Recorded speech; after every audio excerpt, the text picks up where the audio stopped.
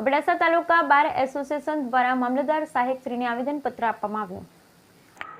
Abdasa taluka bar association દ્વારા મામલતદાર સાહેબશ્રીને જન્મ મરણ અધિનિયમમાં સુધારો થતાં જે તે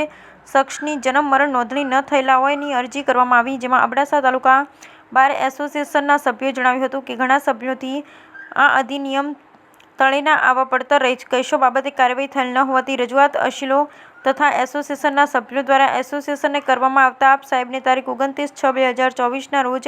એક લેખિતમાં નમ્ર વિનંતી કે મરણ જન્મ અધિનિયમ તળેની અરજીઓ સત્વરે હાથ પર લેવા વિનંતી કરેલ હતી, પરંતુ ત્યારબાદ માત્ર ને માત્ર હાજરી માટે નોટિસો કરી ફરીથી લાંબી તારીખો કિસ્સામાં જાહેર પ્રસિદ્ધ વર્તમાન પત્ર દ્વારા કરાવી શકાય છે, પરંતુ સાહેબ પાસે એવી કોઈ પણ પ્રક્રિયા કરવામાં આવેલ નથી। સૌથી મોટી તકલીફો જન્મના પ્રમાણપત્ર ન મળવાથી શાળામાં જે તે પક્ષકારના સંતાનો એડમિશન મળતું નથી અને તે રીતે આખા વર્ષનું નુકસાન કરવું પડે છે, જે એક અન્યાય સમાન છે, જેથી અરજદારોને યોગ્ય તાત્કાલિક ન્યાય આપી તાત્કાલિક ધોરણે ન્યાયિક કાર્યવાહી ચાલુ કરવા માટે આપ સાહેબશ્રીને અરજ કરવામાં આવી। Bureau report Rameshbhai Bhanushali. Shri Abdasa taluka bar એસોસિએશનના હું પ્રમુખ મોહમ્મદ ખત્રી,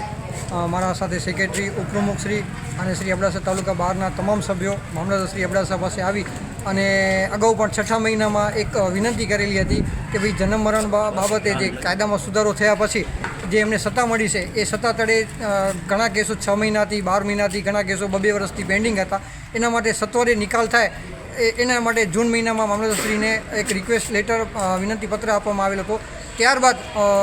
મામલતદારશ્રીની થોડી કામગીરી ચાલુ કરવામાં આવી, પણ જે ન્યાયિક રીતે જે યોગ્ય કાર્યવાહી થવી જોઈએ તે કોઈ કાર્યવાહી થઈ ન હતી અને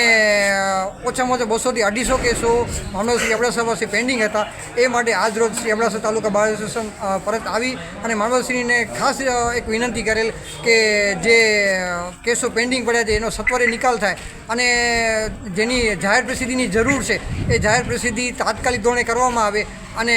એનો નિકાલ થાય એના માટે આવેલ છે। મારા સાથે મારા સભ્યો હાજર છે અને બીજી ખાસ વિનંતી મામલતદારશ્રીને એ કરવામાં પણ આવી કે જે જન્મના દાખલાની સ્કૂલ માટે જરૂર છે અને જે નથી મળતા એમના વાંકે અને એમને જે સ્કૂલો માટેની છોકરાઓને વરસ બગડે છે તો એવા પણ જે